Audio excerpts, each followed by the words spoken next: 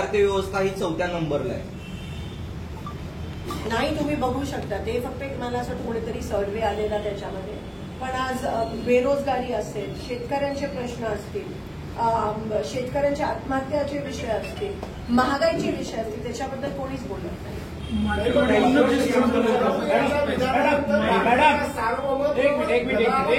Madam, operation सिंदूरच्या मुद्द्यावर मोदींची जी भाषा आहे ती फिल्मी नटांसारखी, म्हणजे डायलॉग बाजी अमिताभ बच्चन, तुम्हीच म्हणजे रोटी खाओ नाही तो गोली खाएंगे. ऑफ सिंदूर मला कोणतीही स्टेट आर्मी, नेव्ही, एअरफोर्सने कमाल केली.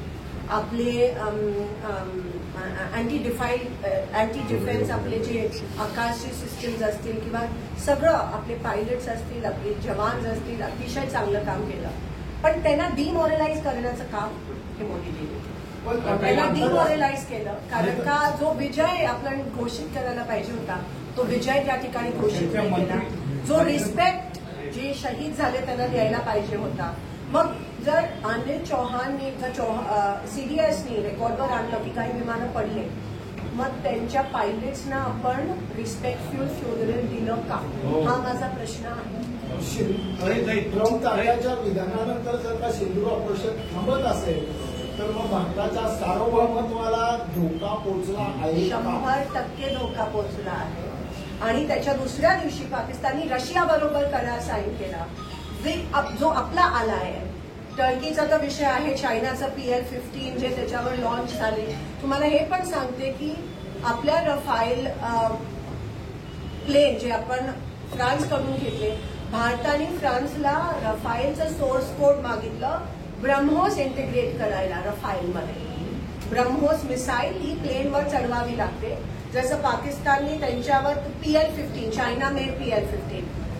पण फ्रान्सनी आपल्याला सोर्स कोड दिला नाही रफाईलचा.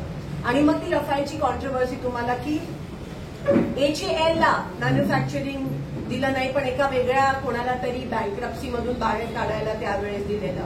रफाईलचा सोर्स कोड फ्रान्सनी आपल्याला दिला नाही. हे पुन्हा एकदा मोदींनी भारताला कमकुवत साबित केलं. आणि त्याच्यामुळे आपण ब्रह्मोस इंटिग्रेट करू शकलो नाही रफाईलमध्ये. आणि त्याच्यामुळे PL-15नी कदाचित असं सीडीएस म्हणतात की रफाईलला ह्याच्यामध्ये होतच आहे की इथूनच जर का अशा पद्धतीचं युद्ध चालू असेल तर समाजामध्ये येऊन पंतप्रधानांनी ती बाजू मांडणं किंवा ती बाजू सांगणं अपेक्षित होतं. पण पंतप्रधान हे जाहीर सभेमध्येच व्यक्त होताना दिसते. आणि जे डेलिगेशन्स पाठवतात ते बाहेरगावी पाठवतात. पण तुम्ही आमच्या लोकांना सांगा, आपल्या लोकांना सांगा, देशाच्या लोकांना ही उत्तरं अपेक्षित आहेत तुमच्याकडून, हे स्पष्टीकरण तुमच्याकडून अपेक्षित आहे. ते 4 आतंकवादी अजूनही फरार आहेत, त्याच्याबद्दल तुम्ही उत्तरं द्या. त्यांना अजून ही अकार्यक्षम सरकार का पकडू शकलं नाहीये त्याच्याबद्दल तुम्ही उत्तरं द्या. तुम्ही जयशंकरजी 15 मिनिटं आधी पाकिस्तानला सांगतात की आम्ही अटॅक करतोय, त्याच्याबद्दल उत्तर द्या. म्हणजे आम्ही अटॅक करतोय, तुम्ही सतर्क राहा आणि आम्हाला त्याच्यामुळे ती कदाचित विमानं खाली पडली, त्याच्यामुळे कॅज्युअलिटीज. मग हे सगळं बघून आपल्या आर्मी, नेव्ही आणि एअरफोर्स डिमॉरलाइज नाही का होणार, मला सांगा. एवढं तुम्ही कमकुवत या ठिकाणी झालात ह्या सगळ्या मोठ्या ह्याच्यामध्ये. आणि पक्षाला